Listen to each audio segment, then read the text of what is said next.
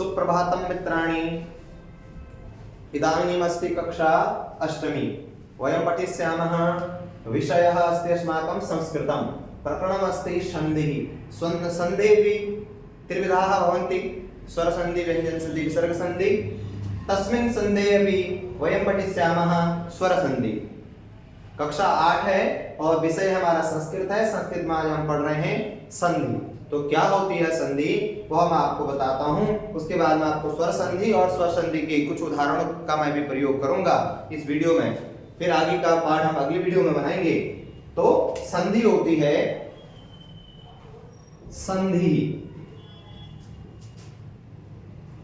पूर्व पदस्य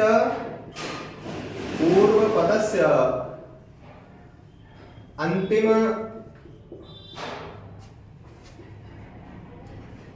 वर्णेन सह उत्तरपदस्य प्रथमं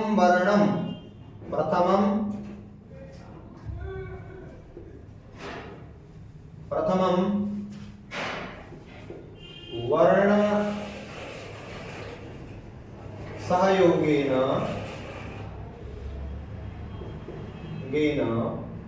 यत परिवर्तनं भवति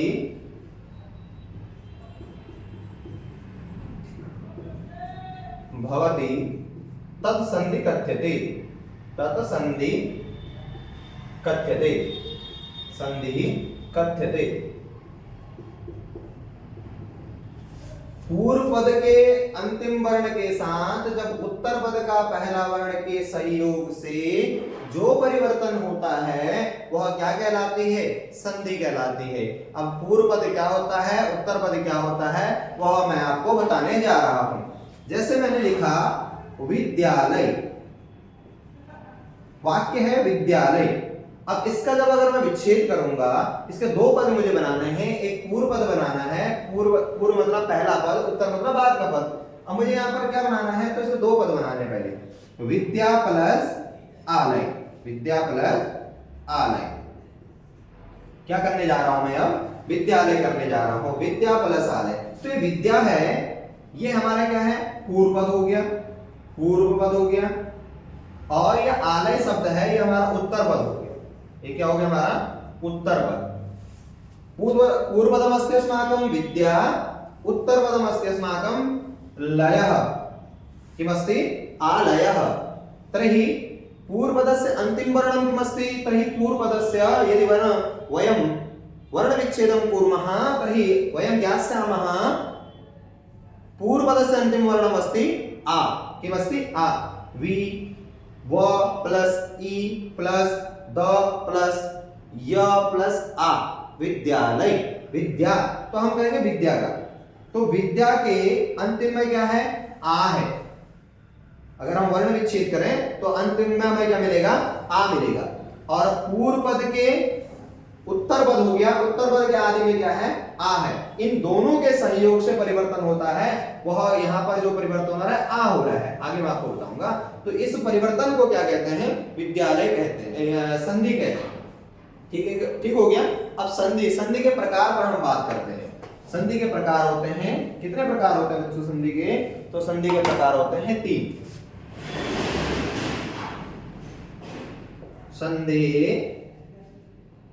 संधेः प्रकाराणि अथवा प्रकाराः अथवा किम प्रकाराः। भेद, कितने भेद होते हैं संधि के? तो पहला भेद होता है स्वर संधि। प्रथमम अस्ति स्वर संधिः। द्वितीयम अस्ति अस्माकं, दूसरा जो भेद है हमारा वह होता है व्यंजन संधि। क्या होता है? व्यंजन संधि। और तीसरा जो भेद होता है, तृतीय भेद अस्माकं अस्ति विसर्ग संधि। क्या होता है तीसरा भेद? विसर्ग संधि।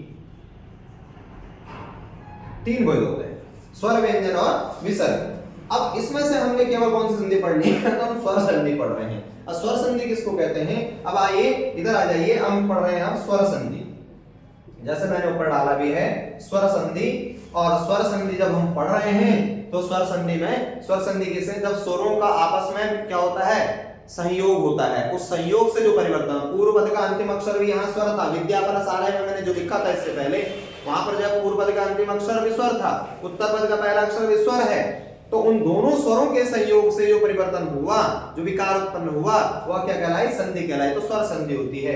अचाह स्वरा कहते हैं संस्कृत में, अचाह स्वराह, अचू को क्या कहा जाता है, स्वर। तो क्या है, अ ई उ री री ए ऐ ओ और औ। ये होते हैं संस्कृत में स्वर, ये संस्कृत में होता है स्वर। अब ये पूर्व पद का पहला अक्षर भी स्वर होना चाहिए, उत्तर पद का पहला अक्षर भी स्वर होना चाहिए, तो परिवर्तन होता है। अब इस संधि में हम पढ़ रहे हैं यहाँ पर यण संधि। स्वर संधि के भेद देख देता हूं। स्वर संधि भेदाः, संधि भेदाः, भेदाः कौन कौन से, तो यण संधि, यण संधि, उसके बाद हमारी आ जाती है दीर्घ संधि, दीर्घ संधि के बाद हमारी आ जाती है गुण संधि, गुण संधि के बाद हमारे आ जाती है